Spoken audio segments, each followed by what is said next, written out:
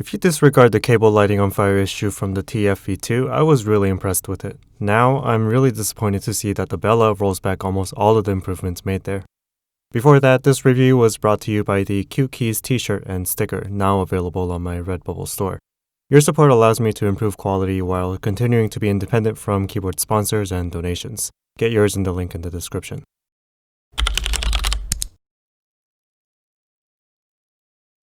Like almost everyone else in the hobby, some of my first custom keyboards were from KBDFans. From my old videos on boards like the new and the KBD 661 more than 2 years ago, you can tell that I was impressed, but now things are different. In 2020, GMK lead times are quadrupled, a new keyboard group buy goes live daily, and Mass Drop dropped the Mass. So after the hobby has matured noticeably and as they've slowly raised prices, has KBDFans shed its reputation as a half-jank outlet? Kinda. KBDFans has been doing an interesting thing lately where they'll have a good number of in-stock units on the same day that they launch the unlimited group buy. This was the case for the TFV2, the D65, as well as this. I think for a large vendor like KBDFans, this is a great way to reduce their reliance on group buys, but the difference here was that due to manufacturing issues, they didn't expect to have the Bellas in hand until the beginning of November. I paid for mine on October 5th and only got my tracking on November 10th. That's a full month of wait for a quote-unquote in-stock item. KBDFans needs to delay in-stock sales if they are not actually in stock. I don't understand what harm they'd be causing anyway. There's usually not much to talk about in packaging for anything from KBDFans, but this comes with a nicer box than anything else I've seen from them. It's got a magnetic lid and custom foam and everything. I just hope they aren't making sacrifices in the keyboard itself to bring these arguably unnecessary improvements. The design of the Bella is very similar to the first version of the KBD75. The acrylic mid-layer has been removed and the side profile is made a bit more modern by the angled cut, as well as the ever-popular rear overhang. When this was announced, there was some conflict between it and the KBD75 V3 AI03 was working on. When compared to the pictures from the interest check, we can see that the production model is significantly different. The initial version is indeed very similar to AI03's reference series like the Polaris, but comparing the real-life version is, in my opinion, a disservice to him. The Bella's layout is an exploded 75%, meaning there's a little bit of space separating the function row and the arrow keys from the main 60% cluster.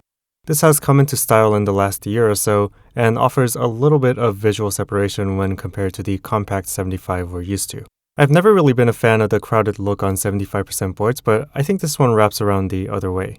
My ideal 75% layout is the Xeno, which keeps the arrow cluster attached and complements the F-row separation with a bottom row blocker. This, on the other hand, just explodes too many things and creates a particularly imbalanced look on the lower right corner. I think exploded arrows really need to be paired with a 980 style numpad. The other thing on the top that'll immediately grab your attention is the little cat face between the escape and F1. This is a removable switch opener that's been controversial from the very beginning. People were saying that this alone was a deal breaker for them, and some performed a delete mod as well. I think this is a bit of an overreaction from the crowd that puts periods at the end of their Discord messages. As soon as one cute or non-masculine thing is introduced, they will immediately criticize it for not working with minimalism, which of course is the one aesthetic they're able to understand. With that said, I do wish the cat was a little cuter, maybe with bigger eyes. KBDFans did offer an optional replacement with their logo on it instead, but that keeps the cat ears for some reason. Cat design aside, I think it's a pretty neat place to put a different colored accent. Oh, also, apparently KBDFans says this is meant to be a dog? Let me know what you think.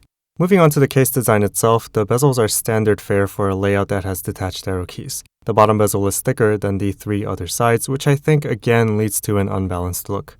The top has a fairly deep bevel, which I think works alright with the angular cut seen in the side profile. I think here's where it's the most attractive if it wasn't for this weird one flaw. The bottom piece essentially ends at a point in the rear, and this is actually not flush with the rear of the top case. Even if you were to align the top and bottom perfectly, you'll see a small protrusion which just looks like a mistake. Because the screw holes line up and everything goes together alright, I think this was on purpose, but you know you're in a bad place when people are questioning whether a decision was a mistake. The rear shows the textured surface of the cat switch opener as well as a very flush USB Type-C cutout. This once again makes the same mistake as the TFV2. USB Type-C ports need to be recessed a little bit for the entirety of the connector to be hidden. Here, you'll see a sliver no matter what.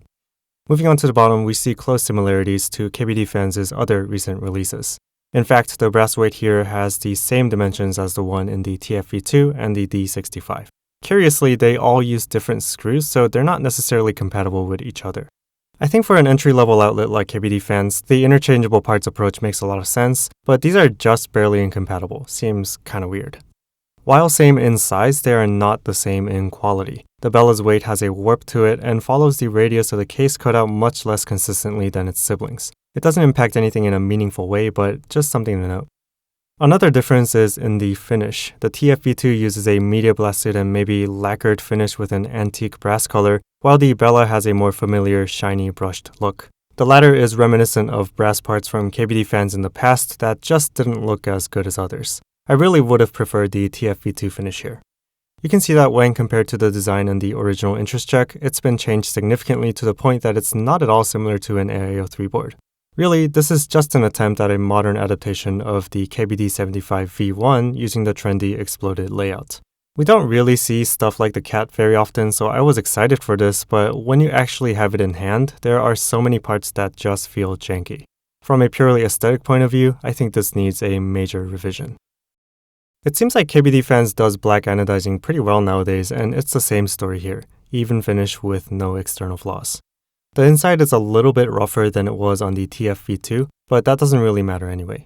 One strange thing is that the finish texture is a bit different compared to the matte black on the TFV2. The Bella has a smoother, even oily feeling texture.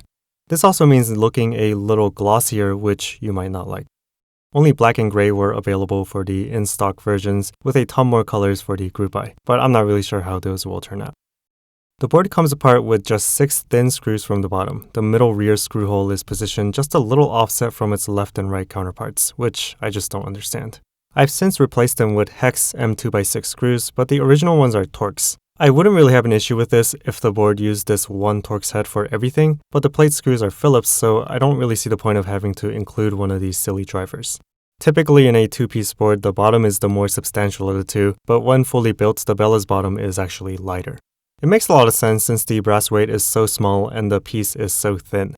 I think this was done to maybe optimize for this fairly attractive side profile, but I think it also directly contributes to that rear protrusion, so they should consider extruding this up a little bit.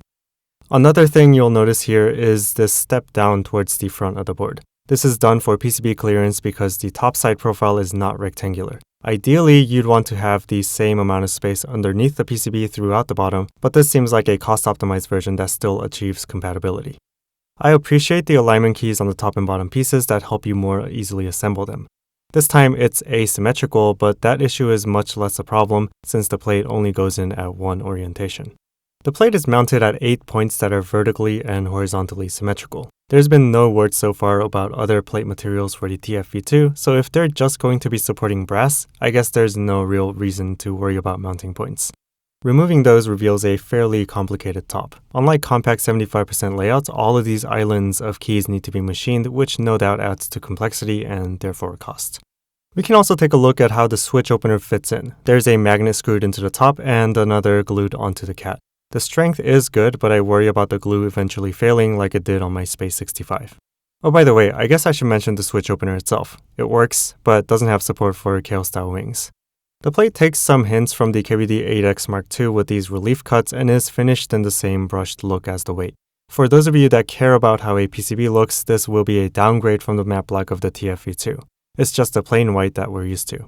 I don't have any issues with it though. What I do take issue is with the absence of the conductive foam between the plate and the PCB. With these, the TFV2 resolved the ESD problem that plagues many customs, and their absence means that shocking the board will mean it turning off momentarily, temporarily, or permanently. I'm happy to report that C2C connectivity is functional unlike some other keyboards out there. I only dream of a future where I won't even have to mention this. One last point on the PCB is that there is no daughter board. I've always been a big fan of them for a couple reasons. They allow you to put the USB port on the center of the board, which I think is more attractive, and they eliminate the unintentional mounting point that the cable becomes. Taking my Polaris as an example, the combination of the foam strip mount and a polycarbonate half plate means flexibility, but because the USB port is on the PCB itself, the cable when plugged in becomes a hard point. I know the daughter board was jank on the TFV2, but there are definitely better ways to do it, and I hope KBDFans looks into it in the future. When I first picked up the Bella, it immediately struck me as feeling cheap. While I don't typically use weight as a judge of quality, it is deceiving to see brass pieces for the weight and plate adding up to what I assume the ID80 feels like. When judged at raw weight, it is heavier than the TFV2 and the D65, but it feels substantially less dense. I think KBD fans should just lean into this and start getting rid of these extraneous brass weights. Nothing wrong with a light board when it's not pretending to look heavy. Overall, the build quality of the Bella is just a disappointment, especially when compared to their other recent offerings. At $260, this is not a very cheap keyboard and most likely offers no benefits over something like the ID80 or the GMMK Pro, which by the way I'll be reviewing once the reservations ship, so get subscribed for that. Build quality is important, but what matters to me is typing feel. So does the Bella deliver here? Nope. Top-mount brass plates tend to have a very harsh bottom out, and this is no exception. The presence of the excess relief cuts don't really seem to mean much. When compared to the 8X Mark II, the bottom out feels slightly more dampened, transferring less vibrations from one hand to the other. I'm guessing this has to do with the size differences between the two. In that aspect, the typing feel of the Bella is really nothing special. Not much good or bad to say about it. I think if a polycarbonate plate was offered, I could like this a little more. On the topic of hard plates, I've been seeing some recommendations go around saying hard plates were tactiles and soft ones were linears. I don't actually agree with this because I think tactiles will likely get you bottoming out with greater force when compared to a linear with the same spring weight. If anything, you'll feel the harshness of a plate more with a tactile. So for that reason, I typically choose a heavier linear like Gateron Black Inks, which help me avoid bottoming out entirely. But of course, if you like hard bottom outs, none of this matters to you. I care much less about sound than other people in the hobby, so I think it's significant that I noticed this to be hollow. There's a lot of space underneath the PCB, and the inconsistent amount of it probably contributes to the fact that the function row is significantly hollower than the rest of the board. KBD Fans includes both plate and case foam for this, and when you use both, the sound becomes more dampened like a typical aluminum board. For the case foam, there isn't any compression between the bottom and the PCB, which in my experience means less noticeable impact.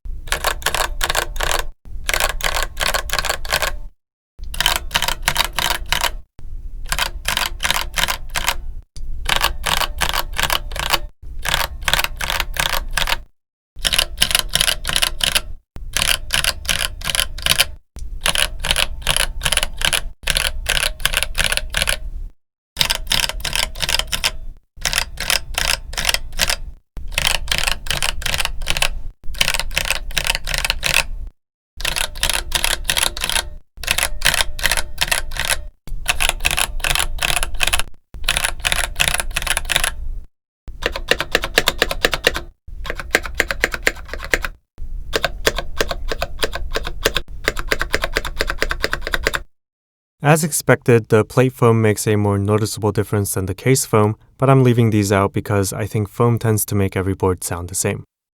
I heard that the Bella is meant to be a replacement for the KBD75, and while I've never owned a V2, I feel that there's not much improvement other than the layout if you're into it.